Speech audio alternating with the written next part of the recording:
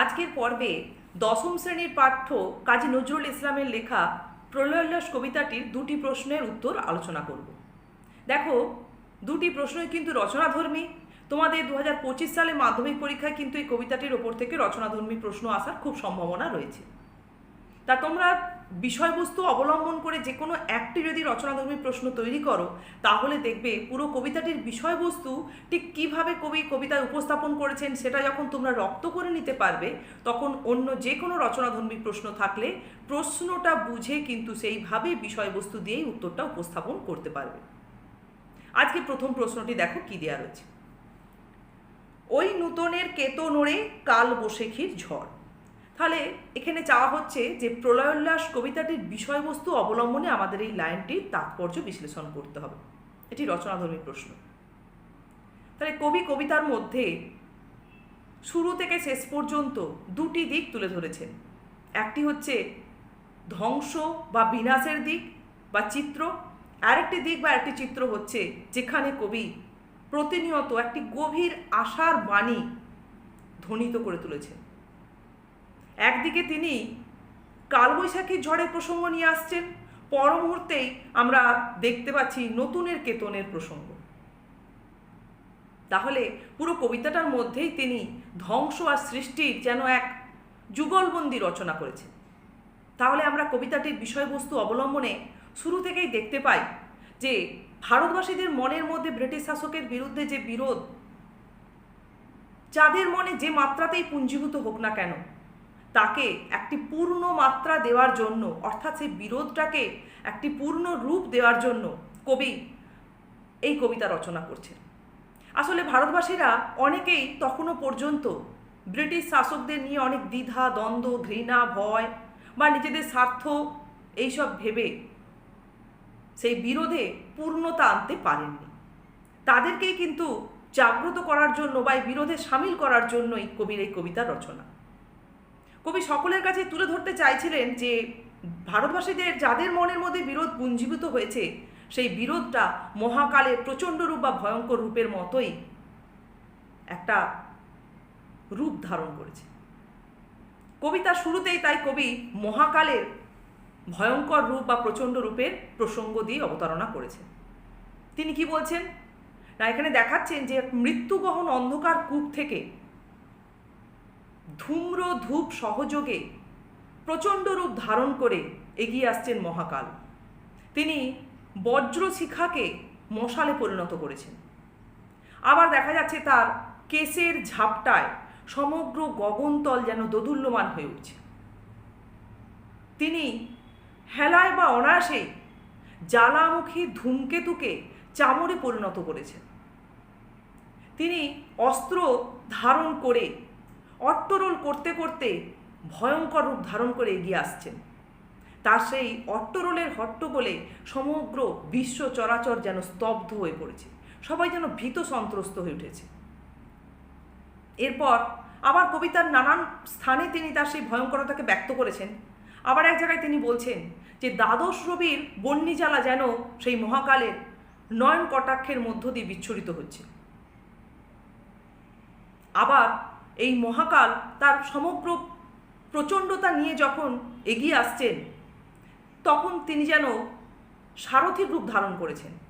তার সেই রথের যে অশ্বের যে রেশা, তা এমন প্রবল রূপ ধারণ করেছে যেন সমগ্র বিশ্ব চরাচরকে রনিয়ে তুলছে, যেন একটা যুদ্ধ বা আন্দোলনের পরিবেশ প্রেক্ষাপট গড়ে তুলছে। সেই অশ্বের খুরের আঘাতে গগনতল থেকে বা নীল আকাশ থেকে উল্কাপিণ্ড খসে পড়ছে। তিনি যেন বিদ্যুৎকে, মহাকাল যেন আকাশের বিদ্যুৎকে চাবুকে পরিণত করেছেন সারথি রূপ ধারণ করে। তিনি এই বিশ্ব চরাচরের বুকে যত কিছু অসুন্দর রয়েছে তাকে চিরকালের জন্য নাশ করার জন্য, চিরকালের তরে নাশ করার জন্য এগিয়ে আসছেন। যারা ভারতবর্ষের কারাগারে, ব্রিটিশ শাসক নির্মিত কারাগারে, অর্থাৎ অন্ধকারের বদ্ধকূপে আবদ্ধ হয়ে রয়েছেন, যে সমস্ত স্বাধীনতা সংগ্রামীরা, তারা মুক্তি লাভ করবে। যাদেরকে যজ্ঞযূপের পাষাণ স্তূপে বদ্ধ করে রাখা হয়েছে, তাদেরকে মুক্তি প্রদানের জন্যই যেন মহাকাল এরকম প্রচণ্ড রূপ ধারণ করে এগিয়ে আসছেন। তাহলে এইভাবে পুরো কবিতার মধ্যে আমরা দেখব তিনি কবি কাজী নজরুল ইসলাম বিনাশ বা ধ্বংসের রূপ অঙ্কন করেছেন বা চিত্র তুলে ধরেছেন মহাকালের ভয়ঙ্কর বা প্রচণ্ড রূপের মধ্য দিয়ে। ঠিক একইভাবে কবিতার বিভিন্ন অংশের মধ্যে তিনি আবার একটি স্নিগ্ধ রূপ, যেটা আমাদের গভীর আশার বাণী শোনায়। এই আশার বাণী আসলে ভারতবর্ষে স্বাধীনতার সূর্য উদিত হওয়ার প্রসঙ্গই কে সূচিত করছে। কীরকম না, যখন তিনি বলছেন যে মহাকাল প্রচণ্ড রূপ ধারণ করে এগিয়ে আসছেন, তখনই পরমুহূর্তেই বলছেন হাসছে ভয়ঙ্কর। তাহলে ভয়ঙ্কর রূপ ধারণ করেও তার মুখের মধ্যে হাসির প্রলেপ কিন্তু তিনি বজায় রেখেছেন। আবার যখন দেখা যাচ্ছে যে তার মহাকালের নয়ন কটাক্ষের মধ্য দিয়ে দ্বাদশ রূপের বহ্নিজ্বালা বিচ্ছুরিত হচ্ছে, ঠিক পরমুহূর্তেই আবার কবি তুলে ধরছেন তার কপোল তল দিয়ে যে অশ্রুজল বা অশ্রুবিন্দু গড়িয়ে চলেছে, সেই অশ্রুবিন্দুতে মহাসপ্ত সিন্ধু আন্দোলিত হতে পারে। আবার কোথাও তিনি উল্লেখ করছেন দিগম্বরের জটায় শিশু চাঁদের কিরণে ছড়িয়ে পড়ার প্রসঙ্গ, যাতে সমগ্র বিশ্ব চরাচর আলোকিত হবে, অর্থাৎ ভারতবর্ষ স্বাধীনতার সূর্য দেখতে পাবে। আবার কোথাও তিনি কি বলছেন না, প্রলয় নতুন সৃজন বেদন। তাহলে সেক্ষেত্রে আমরা দেখতে পাই যে কোনো নতুন পেতে গেলে সেখানে কিন্তু সৃজনের বেদনা অনুভব করতেই হবে, অর্থাৎ ধ্বংস বা বিনাশ ছাড়া নতুনের সৃষ্টি সম্ভব নয়।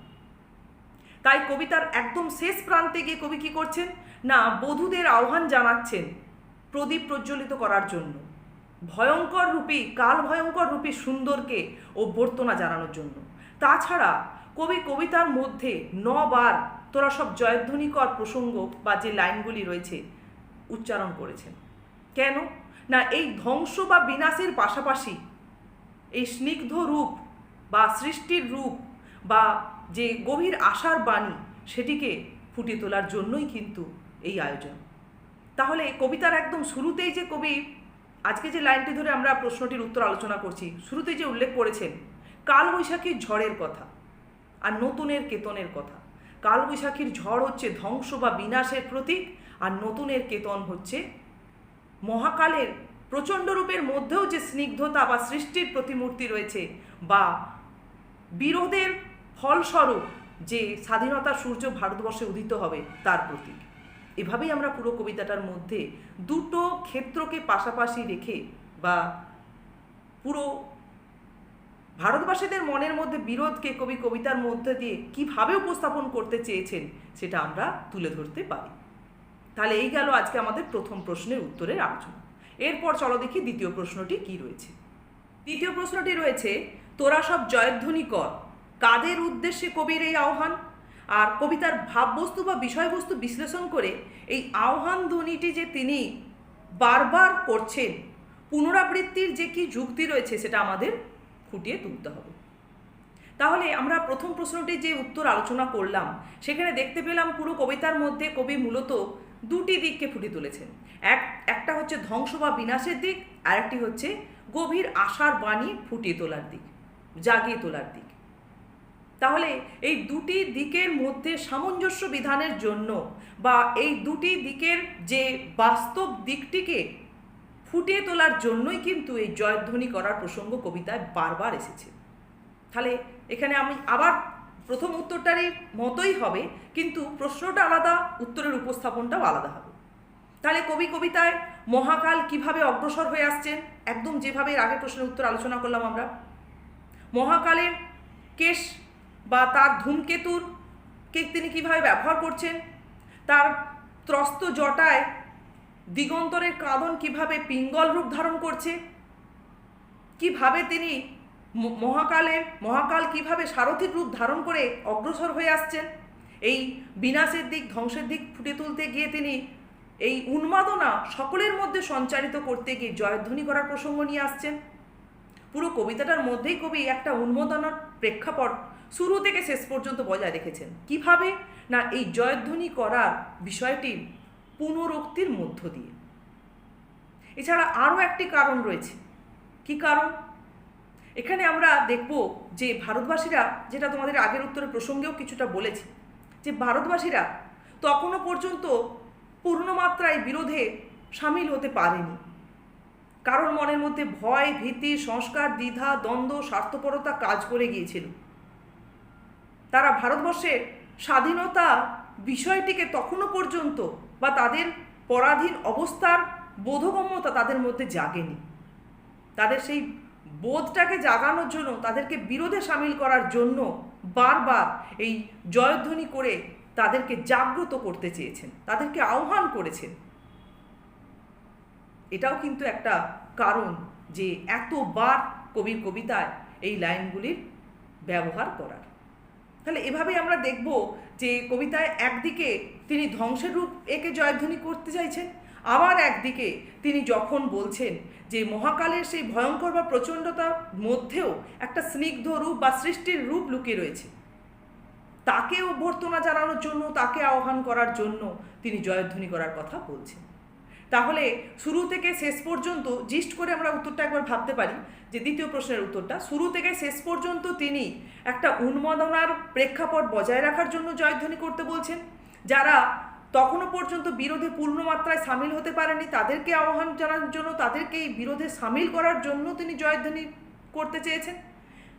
মহাকালের ভয়ঙ্কর রূপকে ভয়ঙ্করতার সঙ্গে নয়, ওটাকেই স্বাভাবিকভাবে গ্রহণ করার জন্য জয়ধ্বনি করার কথা বলেছেন। আবার সেই স্নিগ্ধ রূপ যে বজায় রয়েছে তাকেও অভ্যর্থনা জানানোর জন্য জয়ধ্বনি করার কথা কবিতায় কবি বারবার ব্যবহার করেছেন। তাহলে এখানে কবি যে এই লাইনগুলিকে বারবার ব্যবহার করেছেন সেটা কিন্তু সম্পূর্ণরূপে যুক্তিসঙ্গত এবং কবিতার বিষয়বস্তুটিকে ফুটিয়ে তুলতে আরও সক্রিয় হয়েছে এই লাইনগুলি। আচ্ছা, এই প্রশ্নটা শুরুতে যে প্রশ্নটি ছিল তার উত্তর, ছোট প্রশ্নটার উত্তর দেওয়া হয়নি, ছিল যে কবি কাদের উদ্দেশ্য করে কথা বলছেন। উত্তরের মধ্যেই, বড় উত্তরের মধ্যেই এসে গেছে যে আপামর ভারতবাসীকে উদ্দেশ্য করে কথা বলেছেন। কিন্তু মূলত তখনও পর্যন্ত যে সমস্ত ভারতবাসীরা এই ব্রিটিশ শাসকদের বিরুদ্ধে সামিল হতে পারেনি, তাদের মনের মধ্যে ভয়, ভীতি, দ্বিধা, দ্বন্দ্ব কাজ করেছিল, তাদেরকে এই বিরোধে সামিল করার জন্যই, তাদেরকে উদ্দেশ্য করেই কিন্তু এই লাইনগুলি বারবার কবিতায় ব্যবহার করেছেন। এবারে ডিটেলস যখন তুমি উত্তর দিতে যাচ্ছ তখনই কিন্তু আরও পূর্ণভাবে তুমি সেখানে বিশ্লেষণ করে দিচ্ছ যে কারণ কি, শুধু কাদের উদ্দেশ্য করে বলছেন ঠিকই, কিন্তু কারণটা কি শুধু তাদেরকেই বলার জন্য নয়, আরও অনেক কারণেই কিন্তু এই লাইনগুলি তিনি বারবার ব্যবহার করেছেন এবং এই লাইনগুলি বারবার ব্যবহার করে সেই উদ্দেশ্যটা কিন্তু তিনি সফল করতে পেরেছেন। পুরো কবিতাটার মধ্য দিয়ে আপাদমস্তক একটা ভয়ঙ্কর রূপ ফুটে উঠলেও ভয়ঙ্করতার পাশাপাশি যে এক সৃষ্টির আভাস বা ইঙ্গিত, গভীর আশ্বাসবাণী ফুটে উঠছে সেটাও কিন্তু প্রকাশিত হচ্ছে। তাহলে আজকে তোমরা এই দুটি প্রশ্নের উত্তর সুন্দর করে তৈরি করো, এরপরে আরও কয়েকটি বড় প্রশ্ন আলোচনা করব। আশা করছি আজকের এই দুটি প্রশ্নতেই কিন্তু তোমাদের পুরো কবিতাটির বিষয়বস্তু অনেকটাই খুব সহজে তোমরা রপ্ত করে ফেলবে।